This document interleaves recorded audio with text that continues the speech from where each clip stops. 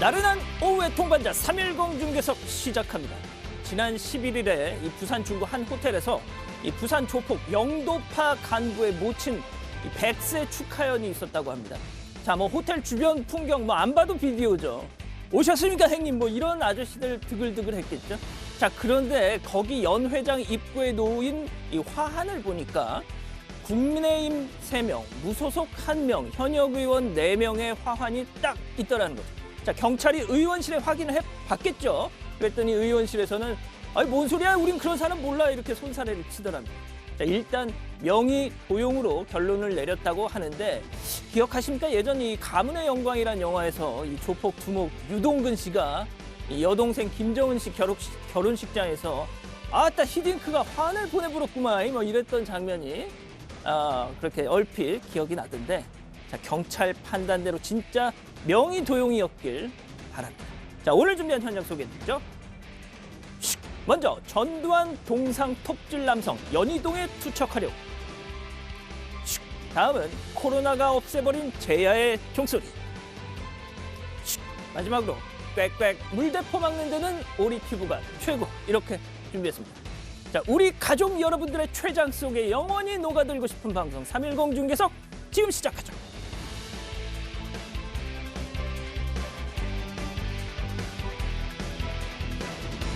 예, 오늘 제 옆에는 기동 이슈팀 이수진 기자 나오셨습니다. 안녕하세요. 네, 안녕하세요. 되게 오랜만이에요.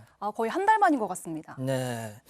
일단 이 첫 방송을 하고 나서 주변 반응이 좀 어땠어요?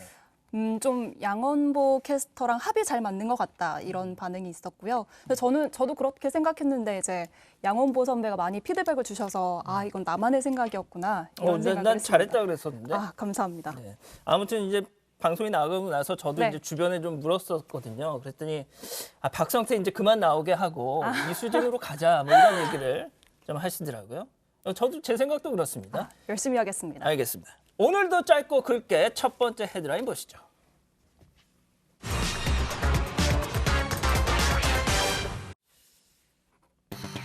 전두환 연희동 집의 운명은? 왜 나만 갖고 그래, 본인은 본인이 아주 뭐 두말하면 입이 아프죠. 전두환 씨의 서울 연희동 자택을 압류한 것이 적법한지에 대한 법원 판단 오늘 나왔습니다. 서울 고법이 있는 서울 서초구로 가보시죠. 자, 전두환 씨 연희동 자택 중에서 이 본체 그리고 정원, 이걸 이 국가가 압류한 건 위법하다. 다만 별채 압류는 적법하다라는 판결이 조금 전에 속보로 전해졌습니다.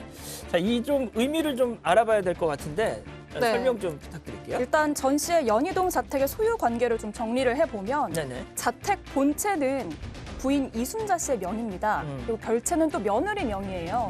때문에 전 씨 측은 전 씨 본인이 아니라 타인에 대한 집행을 하는 게 무효다, 이렇게 주장을 해왔던 겁니다.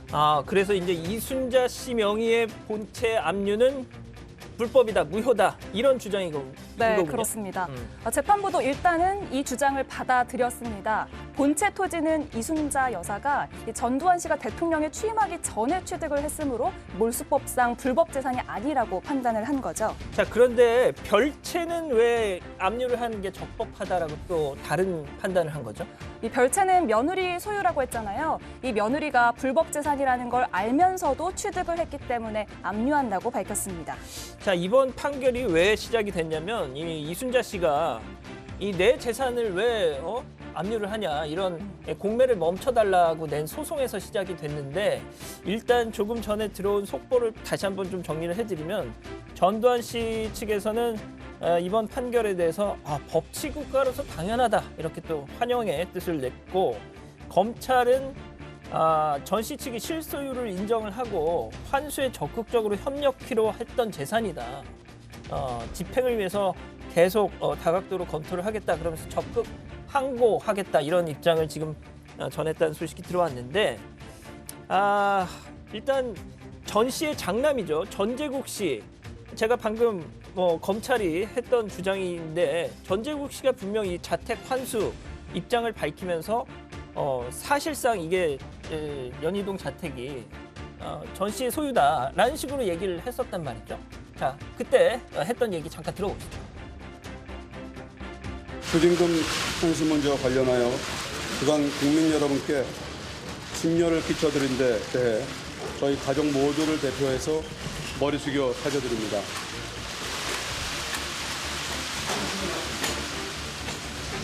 저희 부친은 진작 저희들이 할 수 있는 한 당국의 조치에 최대한 협조하라는 말씀을 하셨고 부모님이 현재 살고 계신 연희동 자택도 환수에 응하도록 하겠습니다. 그러니까 7년 전에는 분명 저렇게 얘기를 해서 네. 그러니까 압류가 들어간 건데 이제 와서 또 뭐 이런 판결이 나오고 다른 주장을 하니까 이 검찰이 반발을 하고 있는 것인데 지금 중요한 거는 이제 전시 측 이 미납 추징금이잖아요. 991억 원 정도인데 진짜 이게 그러니까 자택을 압류 팔아도 네. 일부만 갚는 것이고 맞습니다. 정말 많은 돈이 남는 건데 자, 이 추징금에 대해서 어떤 생각인지 또 과거 발언 잠깐 좀 들어보시죠. 업무 추징금 아직 검찰에 납부 안 하셨잖아요. 그리고 벌써 세금 언제 내실 겁니까? 말씀해 주십시오. 그리고 자, 뭐 들으신 것처럼 추징금 언제 낼 거냐 물으니까 네가 좀 내. 야, 이건 진짜 뭐 보통 멘탈이 아니에요. 네, 그리고 기억하시는지 모르겠지만 저런 상황이 있고 나서 한 달쯤 뒤에요. 작년 12월 12일에 전두환 씨 측이 모여서 모임을 열었는데 1인당 이제 10만 원에서 20만 원 정도, 그러니까 고가의 비싼 밥을 먹은 거죠. 그래서 이제 국민들이 그렇게 비싼 밥 먹을 돈이 있으면 추징금을 내라 이런 비판을 이어졌습니다. 그러니까요. 자, 근데 앞서 이 전재국 씨가 언급을 했듯이 이 연희동 자택 전 씨 부부 아주 오랫동안 있었죠. 그래서 그런지 뭐 집에 대한 애정도 상당했던 걸로 알려졌는데 어떤 사연이 있는지 직접 한번 또 들어보시죠. 북쪽에서 이북에서 늘 전쟁을 좋아하기 때문에 걔네들이 포를 쏘든지 뭘 쏴도 여기는 아주 안전합니다. 핵무기, 원자탄 이외에는 어떤 걸 쏴도 여러분이 안전합니다. 내가 월남 가서 연대장 하는데 그동안에 우리 집사람이 이 집을 혼자서 지었어요. 그래서 특별히 이 집에 대해서 우리가 애정을 가지고 있고. 아니, 저는 진짜 궁금했던 게 왜 하필 연희동일까? 노태우 씨도 그렇고 지금은 아니지만 진짜 64, 11기 그 하나의 멤버들 집이 연희동에 많이 있었거든요. 맞습니다. 그래서 왜 연희동에 터를 잡았던 걸까 싶었는데 그렇게 또 깊은 뜻이. 그러니까 연희동 주변에 안산이라는 산이 있는데 북한이 포를 쏘면 안산이 막아주는 걸 그런 걸 기대한 게 아닐까요? 그렇군요. 자, 아무튼 이 핵무기에도 멀쩡하다는 전 씨의 연희동 자택. 그럼 공시가는 지금 얼마 정도 됩니까? 본체와 별채의 공시가격을 합하면 올해 기준으로 40억 원이 조금 넘습니다. 16년까지만 해도 25억 원이 좀 안 되는 수준이었는데 굉장히 많이 오른 거죠. 그렇군요. 자, 그런데 이 지금 추징금만 중요한 게 아니라 세금 체납도 지금 장난이 아니잖아요. 네, 서울시가 공개를 했는데요. 지방세 고액 상습 체납자 명단에 전 씨가 오른 겁니다. 5년 연속, 그러니까 2016년부터 5년 연속 이 명단에 포함이 됐고 아이고. 체납액이 한 10억 원 정도라고 합니다. 아이고. 자, 그런데 이 전두환 씨 관련해서 또 뉴스가 하나 더 있었죠. 바로 이 청남대에 있는 전두환 씨 동상이 누군가에 의해서 훼손됐다는 내용이었는데 자, 일단 보시는 것처럼 목 부위가 저렇게 긁혀 있죠. 자, 근데 저 50대 남성 현장에서 붙잡혔다면서요? 네, 그렇습니다. 50대 남성 A씨는 이 청남대 대통령길에 있는 전 씨의 동상을 훼손한 혐의를 받고 있습니다. 청남대 입장권을 끊고 관광객처럼 들어갔다고 하는데요. 그럼 들어가서 가방에 숨겨온 쇠톱으로 CCTV 전원부터 먼저 끊었다고 합니다. 그리고 동상 목 부위를 자른 것으로 조사가 됐습니다. 자, 그러면은 당시 상황에 대해서 조금 더 자세히 들어보시죠. 계획을 하고 오신 것 같아요. 그 CCTV 있는 것도 줄톱으로 훼손을 했거든요. 줄톱만 갖고 오신 게 아니라 그 끊는 장비까지 다 챙겨 오신 거 보면 이제 그날은 또 폭우가 좀 많이 왔거든요. 그렇다 보니까 그 잠깐 비온 사이에 와서 그렇게 훼손을 했던 것 같습니다. 그 훼손된 그 상태를 또 계속 조치하기도 좀 어려운 상황 같고요. 아직은 지금 어떻게 할지 계획 중에 있습니다. 자, 근데 뭐 앞서 말씀하신 것처럼 이 CCTV를 먼저 이렇게 절단을 하고 했다면 상당히 좀 뭐 계획된 범행 아니냐 뭐 네, 이런 그렇죠. 생각이 드는데 그 이유가 있을까요? 네, A씨는 자신이 5.18 단체 회원이라고 밝혔는데 이 충북도가 최근에 이 청남대 안에 있는 이 전두환 동상을 철거하지 않겠다라고 방침을 밝히자 화가 나서 자기가 응징을 해야겠다라는 마음으로 동상을 훼손했다고 합니다. 그래서 이 동상의 목을 가져가서 연희동의 그 전두환 씨 집에 던지려고 했었다라고 그렇군요. 네, 그렇게 밝혔다고 합니다. 이수진 기자 기억하시죠? 그 예전에 네. 그 광화문에 있었던 이 포박된 그리고 무릎 꿇고 네, 있는 이 전두환 씨 동상. 발로 밟고 이랬잖아요. 맞아요. 신발로 막 때리고. 네. 얼마나 이제 많은 분들이 때렸는지 막 동상이 진짜 종잇장처럼 막 구겨졌었는데. 맞습니다. 그러니까 이런 사건을 볼 때마다 본인이 사과를 안 하니까 오죽하면 진짜 동상에 화풀이를 하겠는가. 뭐 그런 생각이 들어서 참 안타깝고요. 자, 일단 첫 번째 현장 이렇게 마무리하고 다음 현장 코로나 때문에 헤드라인 보시죠. 코로나19 재확산, 제야의 종 없다. 올림픽도 없다? 그렇군요. 국내 코로나 신규 확진자 어제보다 20명 늘어난 363명이었습니다. 자, 사흘 연속 300명대, 이 수도권 중심의 2차 유행이 한창이던 지난 8월 말 이후 처음이라고 하는데 바로 정부 서울청사로 가보시죠.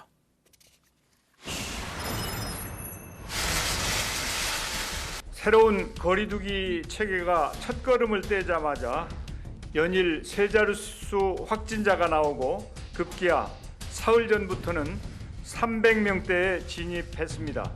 특히 최근 코로나19 백신이 나온다는 기대가 커지면서 여러 나라에서 확진자가 더 늘어나는 현상이 벌어지고 있습니다. 백신에 대한 기대감이 오히려 방역에는 독이 되고 있는 것입니다. 옆에 수하신 분 이 액션이 되게 크네요. 자, 아무튼 이제 이 백신에 대한 기대감이 확산이 되면서 이게 오히려 좀 방역에 독이 되고 있는 것 같다. 그러니까 국민들 입장에서는 백신 나오면 뭐 맞습니다. 이러니까 약간 좀 해이해진 게 아니냐 뭐 이런 뜻인 것 같아요. 네, 그렇습니다. 근데 여러 제약회사들이 임상 3상 소식을 이렇게 내놓고 있는데 그걸 듣고 이렇게 금방 나오겠다라고 생각을 하면 안 됩니다. 사실 이 투약이 언제부터 가능한가 이걸 보셔야 그렇죠. 되는데 아스트라제네카 같은 경우에는 3상 결과를 올해 크리스마스 이전까지 발표할 예정이라고 밝혔는데 그러니까 대부분 이제 내년까지 봐야 한다는 거죠. 그래서 이게 우리나라에 언제 공급되고 언제부터 투약이 가능한 건지 아직까지는 알 수가 없는 상황입니다. 그렇습니다. 더구나 우리나라는 뭐 지금 공식적으로 백신 도입 계약이 발표가 된 상황도 아니라서 더더욱 좀 긴장의 끈을 놔선 안 된다 이런 얘기인 것 같은데 근데 도대체 어디서 이렇게 확진자가 갑자기 계속 확 나오는 거죠? 최근에는 바로 대학가에서 많이 나오고 있는데요. 예전에는 고령층들 위주로 감염이 됐었는데 맞아요. 지금은 방문 판매 이런데. 맞습니다. 지금은 젊은 층들 사이에서 집단 감염이 발생이 되고 있습니다. 특히 서강대와 연세대, 홍익대 등 신촌 쪽 대학가에서 확진자가 많이 나왔습니다. 대학가라면 그러면 또 이 온라인 강의로 또 전환되는 거 아닌가요, 이제? 그렇습니다. 이미 이렇게 대학가에서 확진자가 계속 이어지면서 일부 학교는 대면 수업을 중단했습니다. 또 수능을 앞두고 순천에서는 고3 수험생이 코로나 확진 판정을 받아서 순천시가 거리두기를 2단계로 격상을 했다고 합니다. 자, 이런 가운데요. 비보 하나를 좀 전해드리겠습니다. 솔직히 뭐 저같이 같이 갈 사람도 없어서 없는 사람은 별 감흥이 없는 소식이긴 한데 자, 이렇게 연일 신규 확진자 300명대를 기록하니까 12월 31일 보신각 제야의 종 행사 올해 열리지 않는다면서요. 자, 지금 보시는 저 영상이 작년 제야의 종 칠 때 모습인데 좀 보십시오. 진짜 마스크 쓴 사람 한 명도 없습니다. 너무 까마득하네요. 그러니까요. 고작 1년 전인데 저런 시절이 있었나. 그러니까요. 펭수도 보이고요. 네. 이제는 어떻습니까? 마스크 없으면 생활할 수 없는 일상이 돼버렸잖아요. 마스크 없는 모습이 좀 어색해 보이는 것 같기도 그러니까. 합니다. 지금 딱 보니까 저러다 큰일 나면 어떻게 그런 생각도 들고 말입니다. 사실 그동안 그랬다면서요. 천지가 개벽하는 일이 있어도 제야의 종 타종 행사가 취소됐던 적은 한 번도 없었다면서요. 네, 그렇습니다. 이게 타종 행사가 6.25 전쟁 이후인 53년부터 지금까지 매년 열렸는데요. 올해는 취소가 된 거죠. 심지어 내년 1월 1일에 남산공원에서 새해를 맞는 해맞이 행사 역시 개최되지 않고 온라인으로 진행이 된다고 합니다. 이게 온라인으로 되면 그 맛이 이게 느껴지지가 그쵸. 않잖아요. 맞아요. 예? 자, 한 해 정도 뭐 참는 거야. 코로나 때문이라면 뭐 참을 수 있죠. 그런데 4년에 한 번 있는 올림픽이 취소 위기에 있다고 합니다. 어떻게 된 건지 일본으로 가보시죠. 자, 지난 16일이었죠. 일본을 방문한 바흐 국제올림픽위원장이 스가 일본 총리 저렇게 주먹 인사를 하는데, 자, 스가 총리 전날 이런 얘기 했습니다. 들어보시죠. 人類はウイルスに打ち勝った証としてまた東日本大震災から復興しつつある姿を世界に発信する安全安心な大会を実現するためにキー会長と緊密連携をして全力で取り組んでいきたいと思います。 자, 스가 총리가 말은 저렇게 딱 했는데, 저 표정 좀 보세요. 약간 유체가 이탈해버린 듯한. 동공 지진이 일어난 그러니까요. 것 그런 네. 자, 그래서 이런 보도가 있었던 겁니다. 도쿄 올림픽 취소에 대한 얘기가 저때 있었다, 뭐 이런 보도가 있었다면서요. 네, 공식 석상에서 저렇게 말은 했지만 연내에 도쿄올림픽 취소 방침이 발표될 가능성이 있다고 언론들이 보도를 했거든요. IOC가 이미 일본 정부와 대회 조직위원회에 내년 올림픽 개최가 어렵다는 뜻을 전달을 했고, 일본 측이 이를 받아들일지 말지 요것만 남았다고 하는 거예요. 일본 정부는 이에 대한 입장을 내년 1월쯤 발표할 예정이라고 합니다. 야, 진짜 도쿄올림픽이 취소가 된, 뭐 아시겠지만 도쿄올림픽 일본 정부가 제2의 부흥 뭐 이런 차원에서 정말 정부 차원, 국가적 차원에서 도쿄올림픽 성공을 위해서 진짜 모든 걸 투입을 했거든요. 특히 아베 전 총리, 정말 기억하십니까 그거? 슈퍼 마리오, 네, 지금 나오는데 슈퍼 마리오, 그 일본 게임기 있잖아요, 그 네. 캐릭터 저렇게 코스프레를 하면서 기억하시죠? 네, 맞아요. 기억이 나네요. 그때 리우 올림픽 폐막식 때 네네. 갑자기 뭐 슈퍼마리오가 짠 하고 나타나길래 뭐야 하고 봤더니 탈을 벗으니까 아베가 딱 나왔어요. 맞아요. 그래서 저는 아베 총리가 좀 관심을 받고 싶었나? 이런 생각도 좀 했었어요. 아, 지금 나오네요. 저거. 네네. 딱 나왔는데 아니 이게 뭐야 막 그래. 형이 거기서 왜 나와? 약간 맞아요, 이런 맞습니다. 분위기잖아요. 지금. 네네. 자, 그런데 도쿄올림픽 뭐 이게 우리 입장에서도, 그러니까 물론 좀 생각이 다른 분들도 계시겠지만 이게 진짜 무산이 된다. 우리한테도 그렇게 좋은 일은 아니라는 얘기가 있잖아요. 네. 그렇습니다.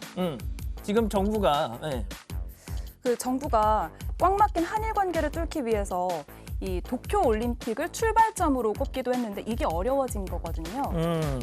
그러니까 지금 김진표 한일 의원연맹 회장이 며칠 전에 이렇게 일본 가가지고 저런 얘기를 또 했는데, 만약에 이게 어우러지면 또 어떤 한반도 이런 지금 긴장 상황을 좀 해빙할 수 있는 그런 기회가 또 상실될 수 있다, 이런 우려가 나오는 건데요. 자, 일단 뭐 우울한 얘기만 좀 전해드렸는데 분위기 전환 좀 해보죠. BTS 좋아하시죠? 네, 저는 좋아합니다. 그 또 새 앨범을 들고 나왔다고 합니다. 지난번 다이너마이트로 빌보드 싱글 1위, 엄청난 또 일을 해서 관심이 집중되고 있는데 잠깐 들어보시고 가시죠. 정말 오랜만에 직접 뵙고 인사드리겠습니다. 인사드리겠습니다. 둘, 셋, 박! 안녕하세요. 반갑습니다. 잘 부탁드립니다. 사실 우리 모두 올해 모든 것이 멈춰버린 뭐 코로나 때문에 멈춰버린 상황에 맞닥뜨렸다고 생각합니다. 그래서 굉장히 당황스럽고 공허한 1년을 보냈다고 생각이 드는데요. 답답하고 서글픈 감정도 들지만 이번 앨범은 그런 감정을 솔직하게 저희의 마음을 솔직하게 담은 앨범이고, 사실 뭐 방탄소년단이 뭐 헤쳐 나아가고 이겨 나아가고 이런 거 되게 잘하지 않습니까? 사실 그런 긍정적인 그리고 희망적인 그런 메시지를 또 병이라는 곡에 잘 녹여서 담아냈으니까요. 제가 분장실을 가니까요. 오늘 2시에 신곡을 발표를 했다고 분장실 2시에? 선생님들이 이렇게 다 보고 계신 거예요. 그거 딱 첫 공개된 거 보려고? 네, 그렇습니다. 근데 이번에도 좀 빌보드 차트 진입도 가능하고. 이번 곡도 영어인가요? 그렇지. 저는 사실 못 들어봤습니다. 한번 그래서 들어볼까요? 지금 준비하느라고? 네. 그렇구나. 자, 그러면 저도 아직 못 들어봤는데요. 코로나19에 지친 사람들을 위로하는 게 컨셉이라는데, 자, 이번에도 빌보드 1위 가능할지 직접 한번 들어보시죠.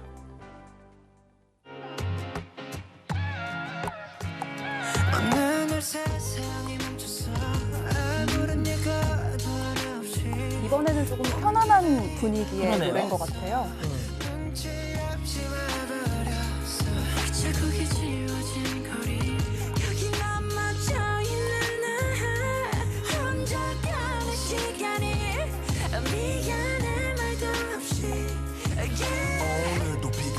예, 출처에 빅이라고 그러는데 저 빅이 아니죠.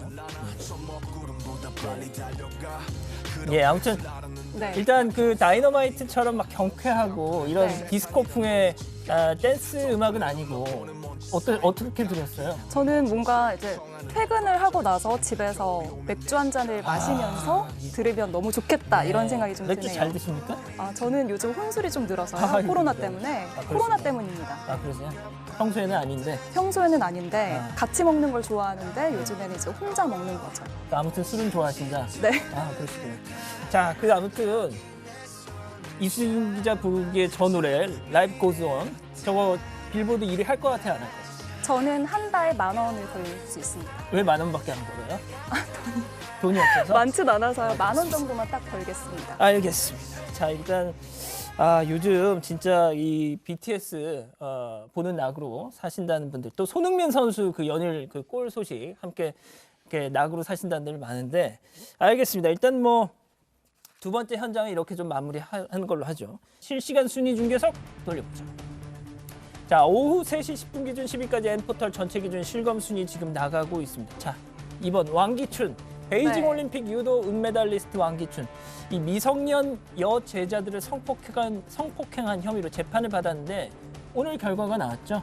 네, 왕기춘 씨는 2017년 2월 16일 자신이 운영하는 유도체육관에 다니는 17살 A양을 성폭행하고 지난해 2월에는 같은 체육관 제자인 16살 B양을 성폭행하려다가 미수에 그친 혐의를 받고 있습니다.